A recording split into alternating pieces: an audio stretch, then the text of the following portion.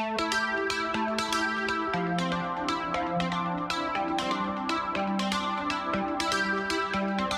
everyone. I'm so glad to have you here today. My name is Cyndy McDonald. I'm an educator, entrepreneur, and a podcaster now. I've been doing this for almost 6 years. It's hard to believe. And I love interviewing people who are experts in areas that you care about to inform, inspire, and motivate you. And so today I'm so excited to have a new guest as we start on this year's mission journey, talking about education in other countries. So I'm welcoming Denise Cope to joining me. She is here from Denver, my hometown. So I'm glad to have you with me here today, Denise. Thank you. I'm really happy to be here. Thanks, Cindy. So something for you to know about Denise. She has 20 years of international education experience. She's lived and worked in Morocco, France, Japan, and Turkey. She was the director of international education at the University of Denver, and she's sent, count this, 4,000 students to about 150 universities around the world. Denise understands finances abroad, disability support, which disability is very different in other countries. So that's an important aspect to understand. So disability support per country or university, how academics are structured across Europe. So we're going to talk about some of that, how academics, how admissions are structured across different countries and those different aspects. Currently, Denise helps US and dual nationals, so students who have US credentials or IB, do their degree abroad, mainly in Europe. And I'm interested in this because I've been attending, trying to expand our understanding and just say, here are many more options to consider. So I've been visiting colleges, particularly in Europe, for the last 3 years. So I'm so excited to have you here to talk about this. And right now, Denise is also finalizing her B2 certification in the French language. So what does that mean? When you're Oh, finalizing your B2 certification, tell us what that means. yeah. So in Europe, they have a structure. It's very particular. Every European language falls into the European framework language structure. So A's are your beginners, B's are intermediate advanced, and C1 is the highest a foreigner can get, and that would be like bilingual that you couldn't tell the difference.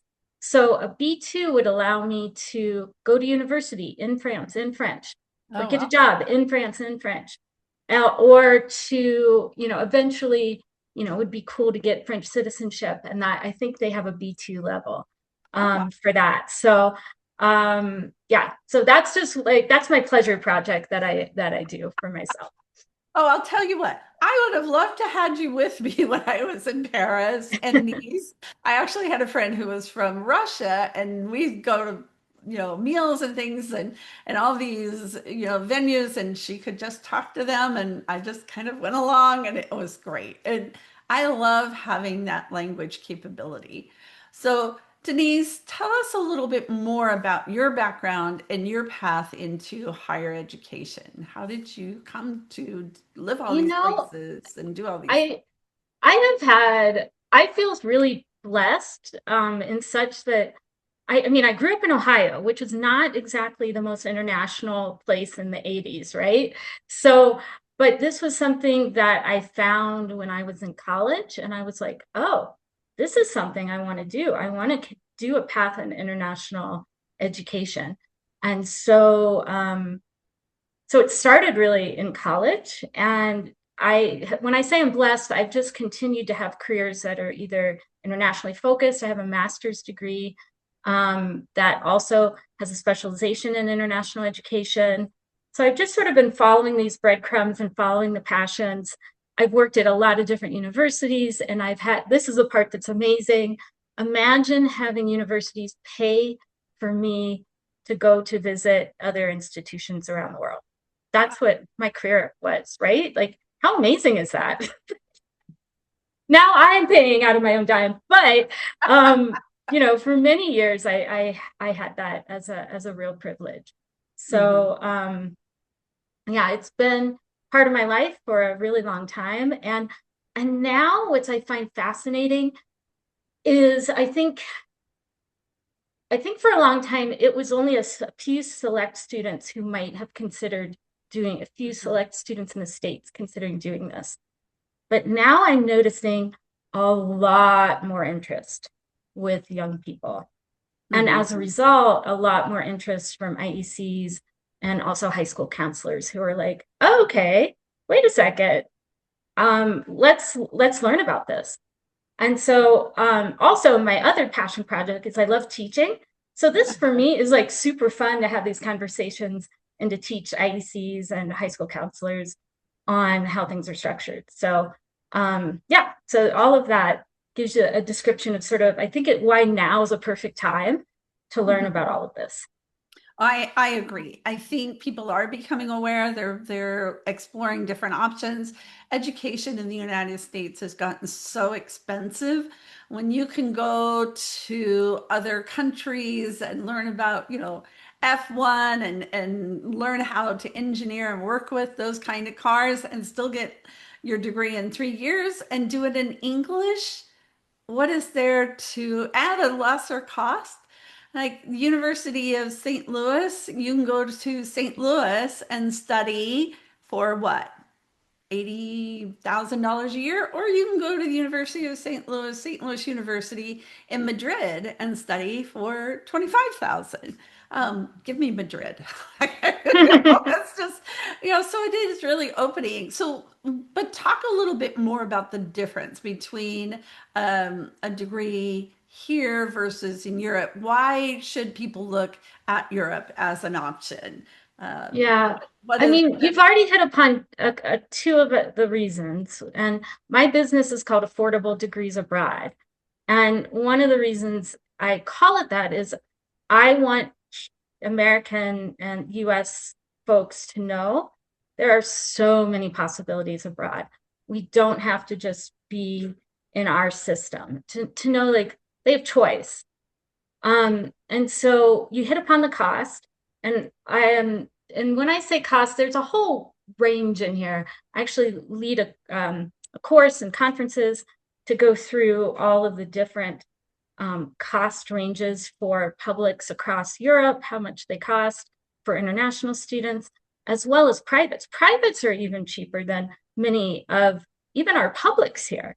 Mhm. So it's very affordable. The other thing I think people don't know is so many programs in English, even in countries where English isn't the first language. So, and it's not true across the board. There can only be maybe certain majors in certain countries. But just to know, like, there are so many options. And so I sort of feel like my mission is to let folks know, hey, we don't have to be trapped here. Once we open up that lens, there are so many possibilities. There definitely are. And that is the thing. If you're wanting to study from an international perspective, it's expected that you'll do it outside of your own home country. And if you want to study business, why not go to Monaco and go to the business school and live and study in Monaco or France or Spain or other places? Now, are those degrees as comparable to US? I mean, parents here are really worried about, yeah, they can go to London or wherever, but is that degree going to transfer once they come back to the US? Yeah, I mean, I would say, I mean, obviously, just like you would in the States, you still have to assess for quality. So it doesn't Hmm. mean every single degree in every single country is worth the same, right? So you still have to have quality control. That's true here in the States as well. Um, but there are so many amazing degrees. Now, this is my favorite example to give. Um, for students that are ranking conscious, Hmm. I I actually love to give this example. So because all of a sudden once you realize this, everything opens up. So you're going to throw out US News and World Reports. You're Hmm. going to instead look at something called QS rankings or Times Higher Ed, THE rankings. You're going to toggle between those two. And then also look at industry accreditations. But when you toggle between QS and Times Higher Ed, let me give you an example. Dartmouth is ranked globally 247 in the world. Wow. Now, I work with so many students that they're in the Dartmouth range or better Hmm. than Hmm. Dartmouth. So imagine having a degree better than Dartmouth on a global stage and at a fraction of the cost. So an example would be one of my favorite universities, University College Cork in Ireland. It's ranked 246, one above Dartmouth. And it costs, depending on your program, depending on exchange rate, roughly $19,000 a year. And some of these are 3-year programs. Right? So when you do the math and you think about the rankings, like your mind is like, what are we doing? So that's just one example, right? But there are a lot of different examples of, and so many different types of universities. Just like here in the States, right? We want to make sure we find the right fit. And so, and the right support level. So for example, University College Cork, while it might have a similar ranking to Dartmouth, it might not be for all students, might not have the right programs, might not be the right structure, right? So just knowing like there's so many different things to play with. So for ranking conscious students, I think it's a great way to get out of the pressure cooker that we Hmm. have here in the US.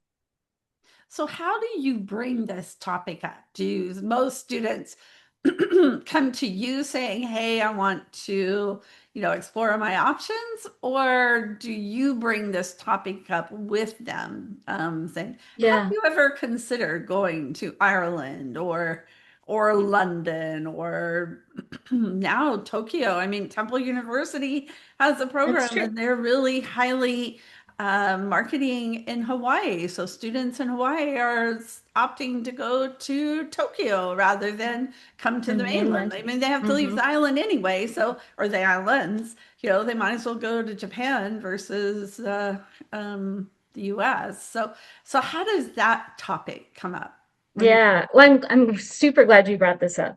So actually, what I only do US trained students going abroad. So for me, it always comes up.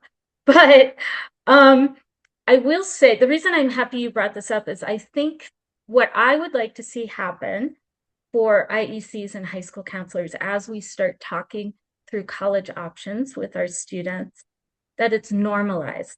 This isn't like I'm waiting for somebody to bring it up. It's that we begin the conversation saying, tell me what you're interested in, and let's think of it in concentric circles, right? We've got our local, in our city, perhaps our state, okay, perhaps out of state. And even that, you start to how far out of state, and then international. So we're just thinking of it as concentric circles versus this, I only talk about international if somebody brings it up. I think we bring it up with our clients when they say, hey, I want to make sure I know the cost and what things are Mhm. going to cost, and I'm cost conscious. Because one thing I value about abroad institutions versus the US is they are very transparent from the get-go at application what things cost. And here Mhm. it's like a black box. You Yep. apply and then you're like, oh, let's keep my fingers crossed and hope the whole magic comes together. Yep. And it's a crazy system. And so It's I a really appreciate the transparency of cost. Things are already at a much more reasonable level. And there are also scholarships that then can even bring it down. But keep in mind, it's already at a reasonable level.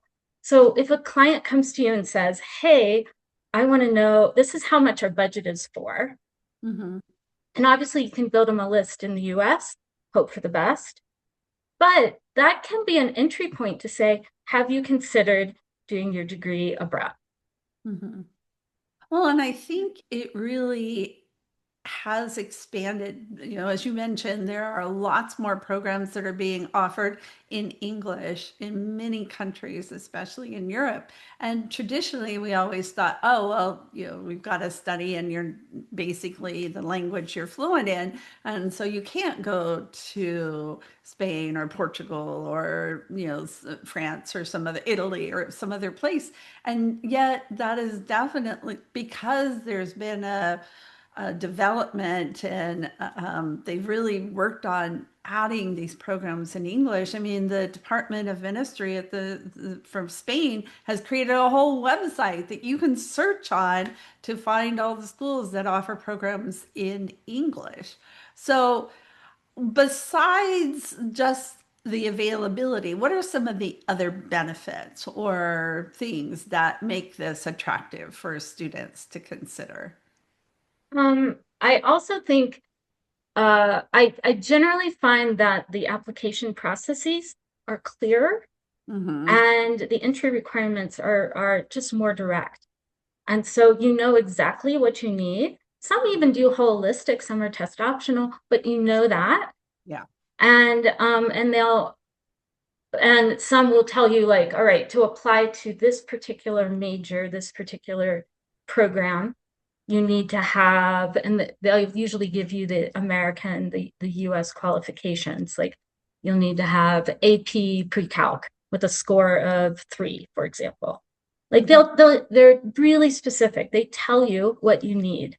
So I think that's a real benefit. I think for Mm-hmm. many US students and IECs to demystify the application process. Mm-hmm. I'd say also the other thing that a lot of students get out of it, so many students that I mean, and granted, I have a population that wants to move abroad, but so many students are so eager. I hear, they just want to be able to travel and study.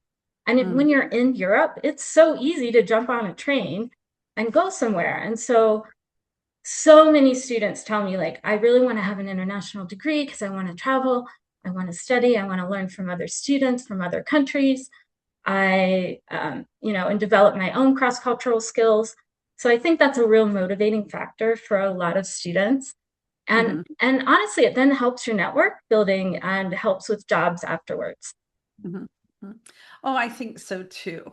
Um, Also looking at it from an international, because we have a lot of international counselors whose students are applying to multiple systems. The transparency of the European is so much easier. And for example, like the UCAS, you can only apply to 5. Whereas here in the US, it's like it's a free for all. You can only put so many colleges on the Common App, but there are many other systems or applications just besides the Common Application. So I see that as a strength and a benefit. Are all the degree, like, is it easier to get into some majors like computer science or some of the different majors in other countries than it is here, or are they as competitive? There's a lot of it depends. I'd say a lot of the professional degrees are still really hard, can be challenging to get into. Mhm. Um, Probably most, but I'll say it. The way medical degrees are structured in Europe, it's a 6-year degree and you start at undergrad. Mhm. And so it ends up saving students 2 years, but you have to A, know you want to do that, and then B, go through a rigorous process. But it's more than just UK, right? Ireland has great programs. Other countries have programs in English. Mhm. And so there are many options for those types of students, but those types of professional programs tend to be more competitive. I would say because you're applying to the major, Mhm. versus the university at large. When you're applying to what I found, like finance tends to be pretty competitive. Mhm. Um, some of the engineering programs can be competitive. Mhm. and obviously some of the other professional programs. But I have found I've had really good luck with students applying to programs that I would consider Dartmouth or better, um, and getting positive answers. Oh, good, good. And I think that's another opportunity, especially in this world, in this economy, is, as you said, to expand the concentric circles and make more options available. I know that graduate programs too, oftentimes graduate programs, even if they do their undergraduate here, they can go to Europe and do graduate programs in a year, and they're more accessible. They're more admissible. I know students who couldn't get into physical therapy programs here, for example, and went to another university in Oxford, England. It wasn't the Oxford, but it's, Mhm. Oxford University, and had a great experience and could not get into a program here. So that does offer more accessibility too. You mentioned and I read in your bio talking about students, neurodivergent students and student support. So how does that differ in Europe? Yeah, I generally speaking, and this is based on just all my years working at University of Denver and having to make sure, I'm sending students all over the world, making sure that there are, it might not be the exact accommodations, right? Because that might not happen, but how do we create comparable enough accommodations? Mm-hmm. And not every country is going to have the same. Right, right, right. Now, gosh, it's probably 10 years ago, I attended a conference, which I totally recommend for people. I loved it. It's called EAIE, stands for European Association of International Education, I think. And so Okay. it's the European NAFSA. Uh-huh. Um, and it's always in Europe, so that's also a bonus. They have you go to cool places. So I attend every time I go there. I always attend their disability updates, Mm-hmm. because every country, is constantly learning and growing and changing and that type of thing. What I found is that for the most part, English-speaking countries are going to have the most um, comparable laws as our American with Disability Act laws, Mm-hmm. right? So if you're just looking at it from a legal standpoint, that means UK, Ireland are going to be more comparable to the US system. Now, there's a caveat in here. The caveat is I have found then in the other countries, it becomes more institution by institution, and the Mm-hmm. private institutions will help you with accommodations more readily. So, as an example, there are two private universities in the Czech Republic, Czechia, and these two institutions, and keep in mind, they're really reasonably priced. One is $12,000 a year ish for tuition for a private, Yeah, that's right. and the other one's around $18,000 a year. Um, but they will, as part of the admissions process, um, have conversations with you in regards to what you need, to make sure that what they have available, they work with you to see it, to to make it comparable to what you've had in the US. And so I know that those exist at private universities. It becomes more ad hoc. I know I've had students with learning disabilities and differences in France, and it was a challenge, I will say, right? It was not as readily, they had to advocate for themselves. It happens, but it wasn't as readily available. Mm-hmm. Yeah.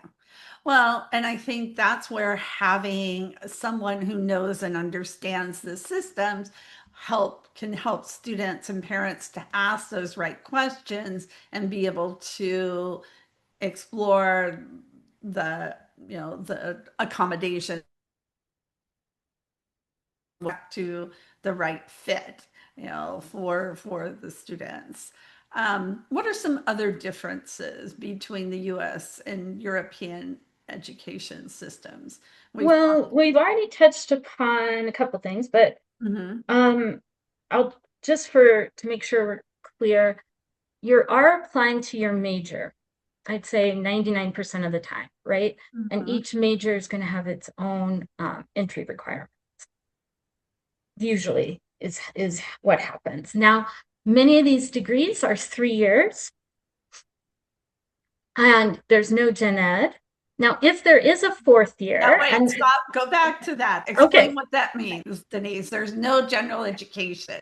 What does that mean? yeah, and I'll be honest, like so many of my students are super happy about it. They're like, "What? Yes. I don't have to take math?" Yeah, they're happy. But it means that, in the US, we're used to maybe a year and a half of this common curriculum that you sort of like some students consider drudgery, but getting through that before they can start into the good stuff. Mhm. Mhm. So you are usually starting right into your major, and the major will have their common curriculum. There'll be certain common courses that all students within that major will take, as well as some electives in there. But I think that's a real key difference is you just don't have the gen ed. Now there's pros and cons to that. I think some students really thrive in areas where they can just do a big explore with everything. The con, I think, for some students is they've got to know their major.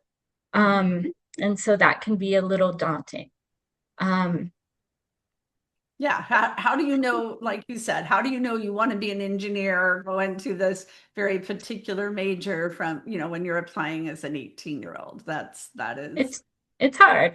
Mhm. And so I'm sure most IECs already have this, but making sure we just have a process Mhm. to help students figure out what they want to study and what their major is. So I have something called Discover Your Major, and I Mhm. use design thinking principles to help them get clear on what they want to do because it's hard. And I tell students, like, guess what? You get to use this for the rest of your life, this process, because it's not a Mhm. one and done.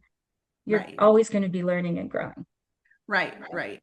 Yes, that's very true. Especially again in this day and age where things are changing so fast, the job they might train for now, like a computer programmer, may not exist by the time they graduate. That's correct. So, That's correct. learning those skills. I know I've had students, I had one particular student who went to school in the UK and put under one major and then decided to change. He was able to do it, but he had to change within like that college.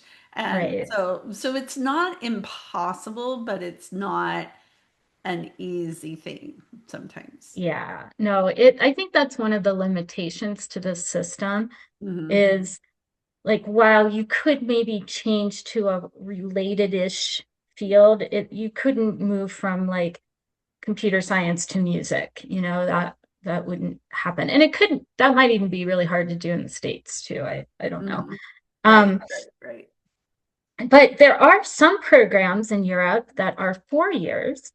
And Hmm. what I love about this 4 year program, they still don't have gen ed. Here's what they're doing.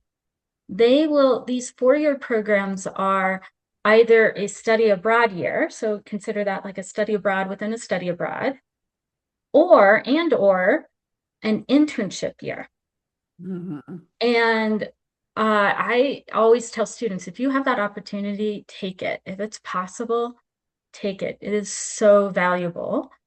And so I, the limitation is you have to know your major, but the pro is you get to do some juicy stuff and, either have study abroad or an internship as well. And I think that's a really important aspect. That's something we really recommend for students here in the US.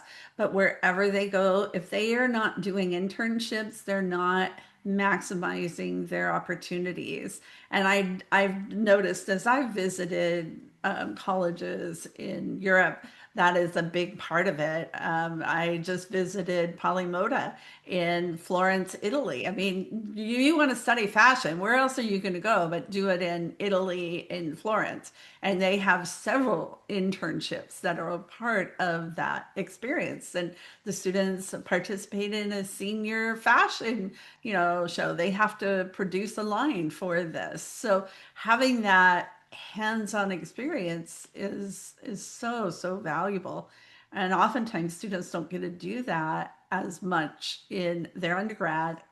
They don't get a chance to do that until they're graduate in some ways. So um, any other things that are on your list that you would add? Of key differences. Mm-hmm. Well, the one thing I wrote down, I'm just looking at my notes now, is I there tends to be, it's not true all the time, and privates can have different systems, but as a general rule of thumb, there tends to be less continuous assessment than what we find in the US. And by that, I mean, like when we're grading students here in the US, we'll have like little quizzes, there might be participation grades, like, No. like what? Now, of course, I think a lot of, in the olden days, not so long ago, it used to just be like one big exam, and some institutions still do that model. But now I see a lot more different types of assessments. Mm-hmm. Like it'll be project based or presentation based, some exams, but you would never see participation grade, like precisely 0% of the time. So so you need to have students, I'd say, that are self-motivated, um, have some resiliency, independence. Like there are systems of support out there, Mm-hmm. but I generally think in the US, we tend to not realize all of the supports that are sort of helping us along. Mm-hmm. Um, Mm-hmm. and this goes hand in hand. In the US, I think we treat higher ed as a period of continuing adolescence. Like Mm-hmm. it's sort of this in between zone, Mm-hmm. where in Europe you're treated as an adult. And even with the laws, like you've probably heard GDPR. So Mm-hmm. that's their version of FERPA here in the States. And FERPA, as a student can sign their rights away, and then the parent can step in. You Mm-hmm. can't sign your rights away with GDPR. And so that means the parent can't be as involved directly as parents perhaps are here in the US. And so students have to be able to advocate and motivate in that way. Mm-hmm. Yeah, and I think that's a really important aspect to bring up, um, for both parents and students, is to understand the style of instruction is much different, and it can vary from not only country to country, but institution to institution. Because yeah, it is much more, um, they're not as accommodating. You don't have, well, I can fail here, but I can go here. It's much different. One of the other aspects is housing. So let's talk a little bit about that aspect, because it's one thing because we expect, one of the things that students are always looking at here in the US is, okay, I'm going to go to this college, and where am I going to live? I'm going to live in the dorms, and what are their accommodations? I know in Europe, oftentimes there aren't accommodations connected to the university, and they think our whole idea of doubles and triples is like, what do you mean you have to live with someone else? So talk a little bit about that. What does that look like? Yeah. Yeah, so housing, it's a topic. I'd say UK does the best job in having it be the most similar to the US system, where they tend to have the housing on campus, at Mm-hmm. least for that first year. Mm-hmm. Ireland they have housing on campus. Usually it's guaranteed for your first year. Oh, nice. And then assuming, you get all your documents in on time. But after that, then the assumption is, okay, you're going to move off campus, and there usually isn't an option to stay on campus. It depends on the institution. Now, Netherlands, whoo, Netherlands is a workout. I've had students be successful when they follow my exact instructions, but it's a workout, and they have a housing shortage in Netherlands. And so that's one of the downsides to the Netherlands. Even though almost all their curriculum's in English, it's a great opportunity for, I would say, people who have EU passports to go to the Netherlands, because guess what? Tuition is around 2,000 to 3,000 a year. Wow.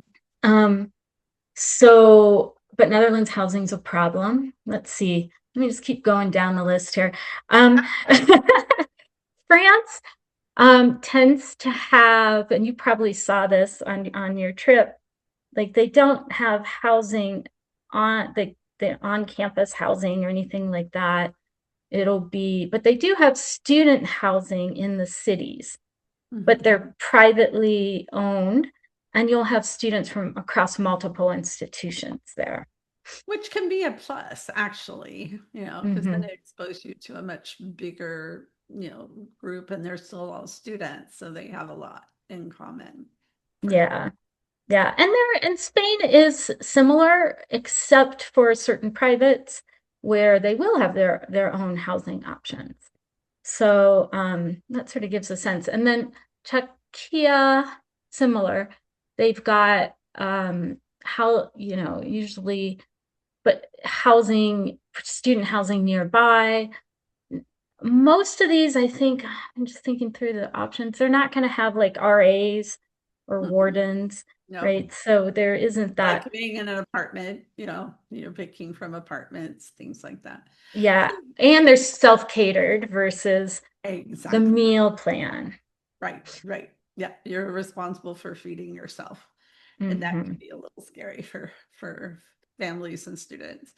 So that leads me to I have two last questions. What kind of student is, and you've touched on this just a little bit, but what kind of student does the best in terms of exploring and going to another country to study? What characteristics are you looking for in a student to be successful to do that? Well, first of all, I'd say that it should be coming from the student and not necessarily the parent. So it should be sort of self-motivated. The students that do the best, here's a crazy thing. When I say this, you're not going to believe it. But, it's the students that are really curious and versus your A+ students.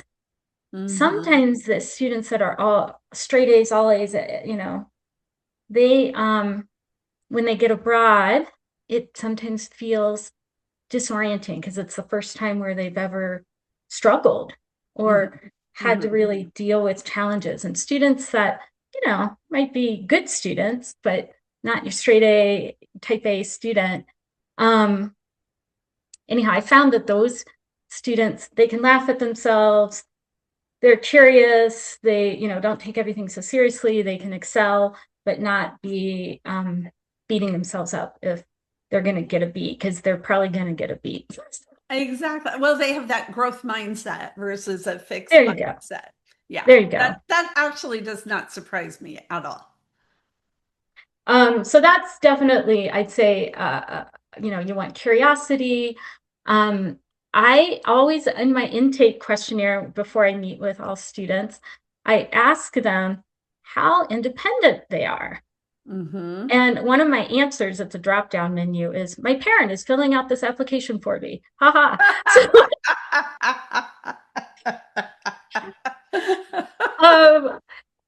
I didn't have that on there for a long time, and then I was like, okay, I have to include this now. But the reason I include it, and it's really just a conversation starter, right? It's not like every student at 18 is resilient and able to problem solve. No, it's not true. But is that a skill that they want to learn, Mm-hmm. I think is important. So making sure you're asking that question as an IEC, is this a student that wants to learn to be independent and resilient? Mm-hmm. Mm-hmm.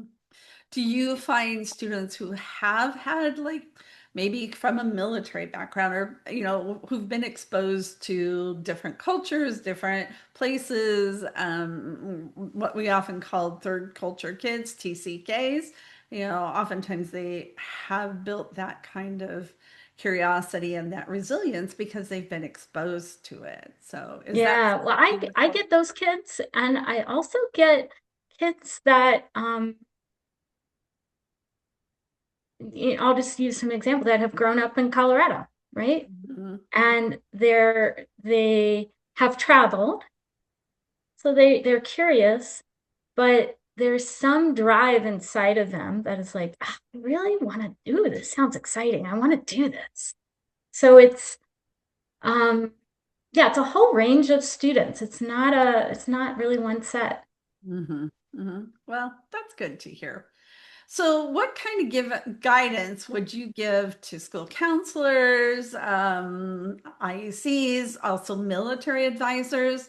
People are coming to them when they're finishing their military, maybe their children, nonprofit groups, our group of professionals that are advising adolescents. What's your last piece of advice that you would share with us? Yeah, my top piece, and I'll sort of circling back to it, is to normalize the question. Like put this in your first orientation with the family or your first questionnaire with the family, is to get people thinking about it earlier Hmm. so you can plan for it. And so if you normalize it early at the beginning, it opens up a world of possibilities quite literally. And so that's probably my top advice. And my other one that I'll end with is to seek out help and resources Hmm. because the world is a big place. And um, I've been doing this 20 years and I feel like I know a fraction of how Uh-huh. things are organized, right? There's always more to learn, always more resources. And we as professionals have to help each other and lean on each other and Mhm. continuously grow in this area. So I'm doing this a 1 day conference on EU institutions coming up on May 6th. I'm also going to be doing master classes to do 2 deeper dives, looking at EU countries and EU processes for abroad.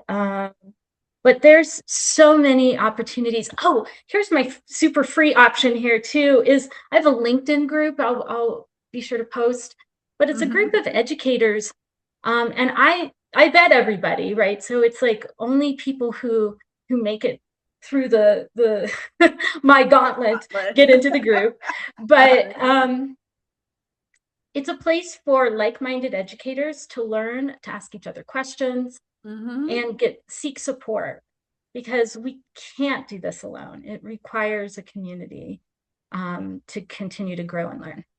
It does. It does. And it is nice to have a group that you can go to and ask questions because trying to keep up with it all independently, individually is like, drinking out of the fire hose all the time. So Yeah, right, right. having a And group like is Heka really has great important. resources too, right? So Hmm.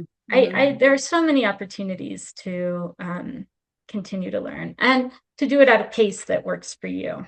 Hmm. Right, right. And so I'll be putting that information in the show notes and provide those links. So if someone wants to reach you, Denise, how do they do that? Yeah, my email is Denise, Denise, at affordabledegreesabroad.com. That definitely tells exactly what it is you do. I love that. Well, thank you so much for being my guest today. This has been so educational. It's so motivating and it's energizing to look at. Yes, we have a much broader options. And I started off doing financial aid consulting because of the cost of education. So now to add that, be able to add broad, degrees abroad to that toolbox of here's how you can afford to go to college, plus gets all those experiences. I just think it's so exciting. Yay, me too. Oh, great. I didn't realize we had that in common. We'll have to have a follow-up conversation on that bit. Well, definitely, definitely, definitely. All right, Denise, thank you very much. My pleasure. Thank you.